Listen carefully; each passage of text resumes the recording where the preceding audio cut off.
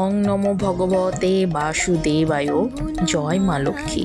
আজকে বৃহস্পতিবার দিন, আর এই বৃহস্পতিবার দিন খুবই একটি বিশেষ দিন গণ্য করা হয়, কারণ আজকের দিনটি মা লক্ষ্মীর উদ্দেশ্যে সমর্পিত করা হয়। বলা হয় আজকে লক্ষ্মীবার, যেহেতু গতকাল অপরা একাদশী ছিল। অপরা একাদশীর ব্রতের দিন আমরা ব্রত পালন করেছি, আর এই বৃহস্পতিবার দিন ছিল তার পালনের দিন। তো গতকালকে আমরা ফল জল খেয়ে উপবাসটা রেখেছিলাম। আমি আমার মেয়ে উপবাস রেখেছিলাম। একাদশীর দিন অন্যান্য কিছু খেতে তেমন খুব ভালো লাগে না, শুধু ফল আর জলটাই নিয়ে থাকি।